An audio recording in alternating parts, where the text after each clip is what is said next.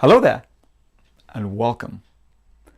I'm Colin Symington Bailey, best-selling author of What Do You Think and founder of CSB Coaching. I support stressed and overwhelmed professionals to realize a more fulfilling balance between their 9 to 5 and being empowered to thrive in their everyday life. And I call it the art of balanced living. Do you suffer from procrastination?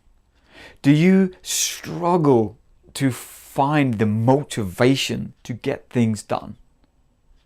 If you do, this one's for you. Firstly, I'd like to suggest that if you struggle with motivation, then perhaps the reason for getting things done is not as great as the reason for not getting things done. It might sound blatantly obvious, but if you are finding reasons to not get things done, perhaps you need to question your why. What is your motivation for wanting to get that task done in the first place? Because if you're not motivated to getting it done, then your motivation towards it simply isn't high enough. Revisit your why. What is your purpose? What is your reason for doing it? What will you achieve when it's done? What will it feel like? What will it give you? Because if you can't identify the motivation behind it, it's no surprise that you can't get motivated towards it. It's a lot easier to put things on the back burner, to put things to the side, and to find distractions or alternatives, to find other things you could be doing, if you're not motivated or committed towards doing it. And I'd like to quote Kenneth Blanchard, who says that there's a difference between interested and committed. When you're interested, you'll do it when it's convenient. When you're committed, you'll do whatever it takes and accept no excuses, just results. So I'd guess that when you procrastinate, you're interested, not committed. Find your why. Start with the purpose, the reason, what you will achieve, what you will gain, what you will benefit from achieving those results. And you'll find it may perhaps not be so difficult to motivate yourself towards it in the first place. Might I also suggest that perhaps you don't know what it is that you want?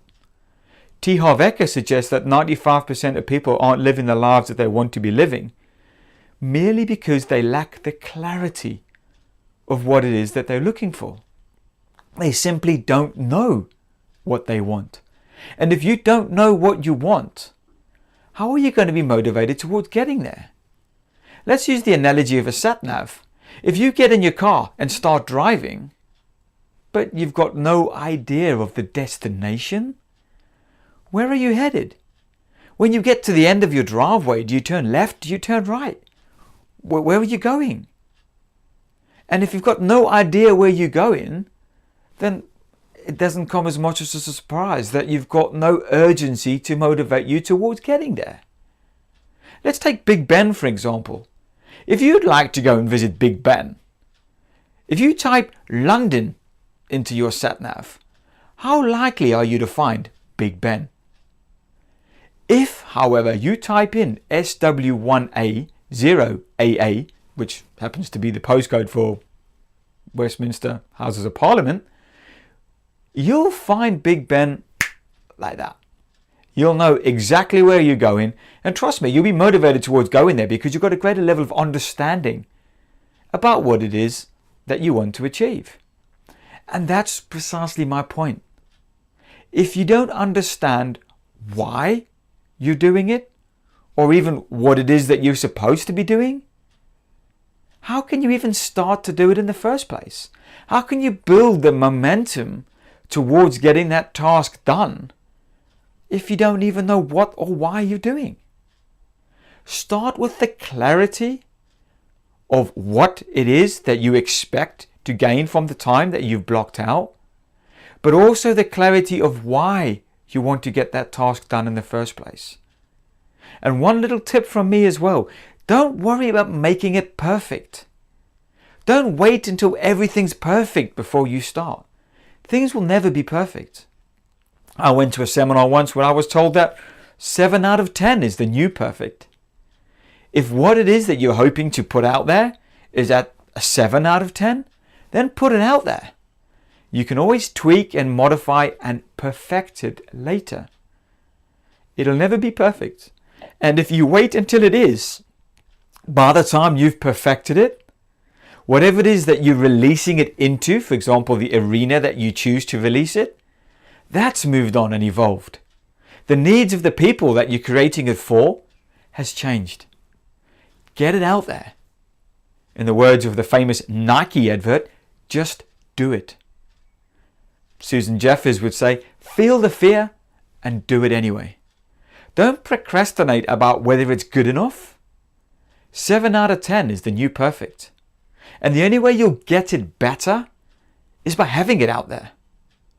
Feel the fear and do it anyway. There's a confidence-competence loop. The more you do something, the more competent you become, the more confident you become around that topic or whatever it is that you're doing, that activity, for example. But how do you get the competence? How do you increase that competence if you haven't got the confidence to start in the first place? And as my mentor Bob Proctor would say, it's the start that stops most people. Feel the fear, do it anyway. Start, develop the competence through repetition. As Tony Robbins would say, repetition is the mother of skill. Develop that repetition, develop the mastery of that skill, and your confidence will grow.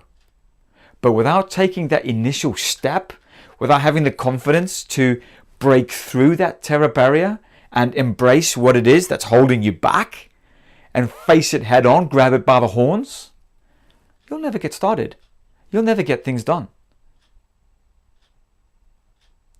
One of my favorite quotes is that of Lao Tzu, who says that the journey of 1,000 miles begins with a single step. Now, I'm not advocating we start a journey of 1,000 miles, but if what it is that you are attempting seems overwhelming and daunting, then break it down. It might seem like the journey of 1,000 miles, but once you start to take that first step and start to go as far as you can see, as soon as you've got that far, you can see further again and further again. It's like the analogy of driving with your headlights at night. You can only see so far, but you know that when you get there, you can see further again. Go as far as you can see, and then you'll see further. Another quote I learned from the Coaching Academy was, how do you eat an elephant?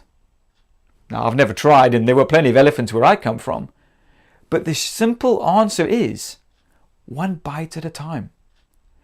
Break it down. Make it manageable. If it's overwhelming, break it down. Chunk it down into bite-sized steps. One step at a time. The journey of 1,000 miles begins with a single step. So if you're overwhelmed or simply lacking the clarity of what it is that you need to be doing or what it is that you think you should be doing, one, why are you doing it in the first place? Is it for you or is it for somebody else? Is it your goal, your target, your achievement? Or is it your perception of what you think you should be doing? Get the clarity on your why. Get the clarity on what it is that you should be doing. And don't worry about perfection. Feel the fear. Take that first step. Do it anyway. And you'll find you'll get a lot more done. So that's my tip for the week. Hopefully if you suffer from procrastination, then perhaps this will be of benefit to you. If you know of anybody else who you feel may benefit also from this video, then please feel free to share it with them. You can subscribe to my YouTube channel or my Facebook community, The Art of Balanced Living. I update my content on a weekly basis, so that way you'll be sure not to miss any future updates. And I also tend to release the videos a day or two earlier to my subscription channels than I do to my general social media platform. Thank you for your time. I appreciate you have many demands on your time, and thank you for choosing to spend it with me here today. So again, as always, live with balance. And until next week's video, I look forward to catching you then. Have a great week. Thank you.